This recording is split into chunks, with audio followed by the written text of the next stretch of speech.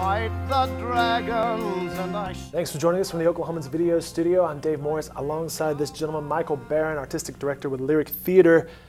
Currently, Big Fish is playing down the street at the Civic Center Music Hall. Michael, good to see you again. Thanks for stopping by this afternoon. Always a pleasure. Thank you for having me. It runs through Saturday over at the Civic Center Music Hall. Last night, as we tape this, and as we're live on the street corner at Sheridan and Robinson on Wednesday, last night was opening night. How'd it go?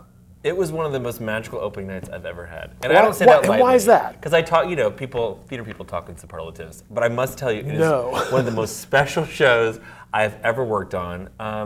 You know, the show is so beautiful, magical, and honest about father-son relationships. And I think that, you know, we've been building it for months. We've been planning it for a year.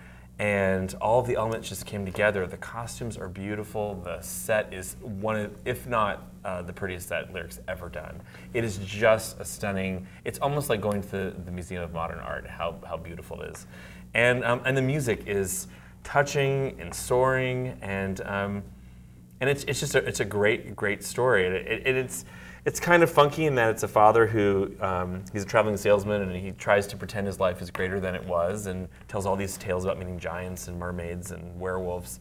So you go to those places, but last night, just as I'd hoped, the audience, you could just see them slowly getting drawn into the story.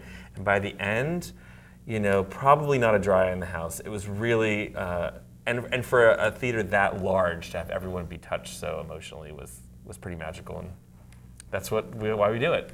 Talking with Michael Barron, he's the Artistic Director for Lyric Theater. Their production of Big Fish is currently playing through Saturday at the Civic Center Music Hall. Now, we had you on set a few months ago previewing all of the shows that you have this summer, and when we got to Big Fish, you said, yeah, that's right, Dave, you saw the pre-Broadway run in Chicago, I believe, and you said it was a troubled performance. It was. How about this performance, and how do you avoid a performance or production being troubled? Well, you know, the story is it's really a simple story, and as long as you keep to the simplicity of it, I knew it would work. And I think when they did it on Broadway, they had Broadway producers involved and lots, I would say, an overabundance probably of money thrown at it, because people go to New York and want to see every bell and whistle. And this show is a Southern tale that takes place in Alabama, and it just didn't ring true in New York. And here, we've kept it simple, yet it's beautiful to look at, and right away the audience is captivated by the story, and there aren't any distractions. And so you identify with the son, the father, the mother.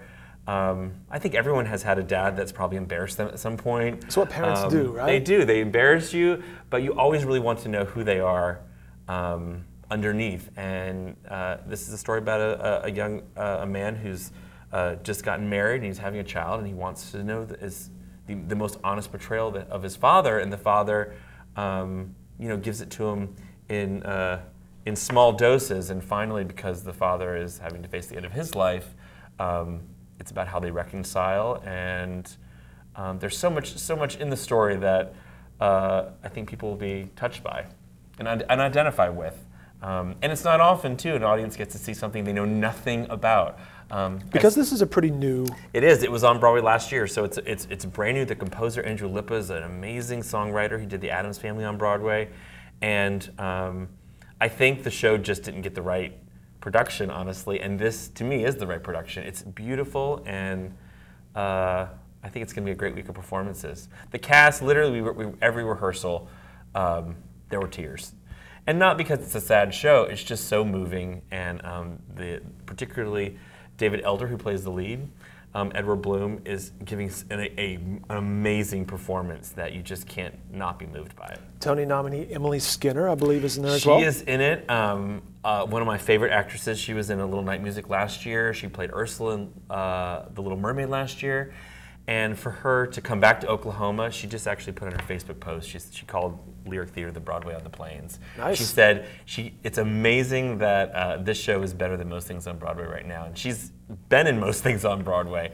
And for her to say that means a lot. And I think because we have a wonderfully creative and hardworking group here in Oklahoma, and our expectations are high, and hers are too. So she's happy to come. My Facebook timeline from last night and today has been nothing but positive feedback from those who saw the show last night, so congrats on that. Thank you. Let's talk about the sets. You built brand new sets on this. Adam Koch, I believe? Adam Koch did the sets. He is, I would probably say, one of the hottest designers in America right now.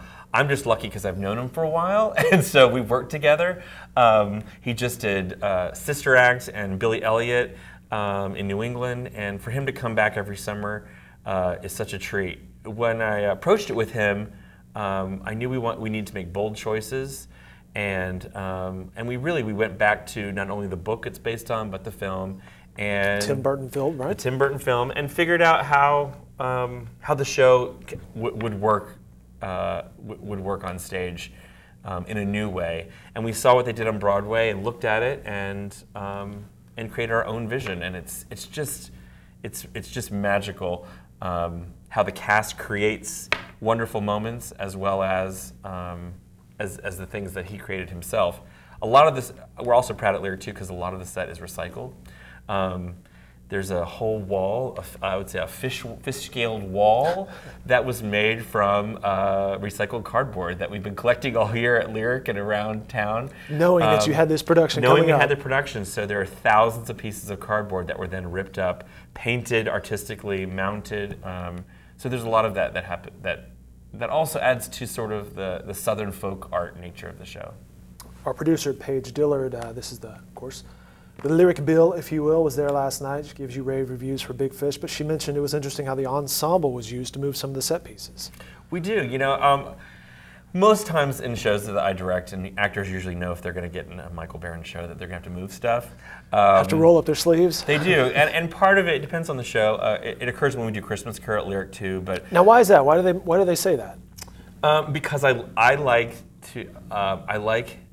to create a community atmosphere and a sense of community, and that we're all in this together, including the actors. Certainly there are moments when magic should occur and that we don't want to know how it happened, but there's something to be said, like in ancient Greece and in Shakespeare's time, where everyone on stage is also responsible for the running of the show. And there's some wonderfully magical moments. We do go to a circus, and all the elements of the circus come together to actually form an elephant on stage, and the audience kind of gasped like they hoped they would. Suddenly they realized, and you didn't know what it was because you have. So were you watching for that last night? How are they going to react to this? Yeah, because we have two sort of circus women come on with holding these flags, and the flags became the ears, and one of the juggling balls became the head, and what you thought were part of the ring of the circus becomes his legs, and then we march it forward. And the audience, it's pretty magical, and that's what lyric and theater does best. If you want to see something realistically played out, you go to the movies. If you want to see something imaginatively played out before your eyes, you come to the theater. And the more times I can do that in all of my shows, where things are created in front of your eyes, the better. We did that with Oklahoma. When at the very beginning of Oklahoma, we started with the bare stage, and I said, you know, I'm going to show you how we're going to set up the farm, and it got applause every night. And then you just leave it, because then we buy into the magic, and we buy into where the story is going to take place. One last question on this topic. So is this a meeting that you have with Lynn Kramer, the choreographer, on this, and say, hey, here's the idea, how do we make this, and it ties into her plans as well? Yeah, absolutely. You know, for example, there's a story that we do at Big Fish about a witch. And the Broadway one, there was a witch and a bunch of chorus people that were dancing trees. And I saw that and went, oh, that's a fun number, but what is the song really about? And the song is about how the witch tells Edward, she foretells how he's going to die.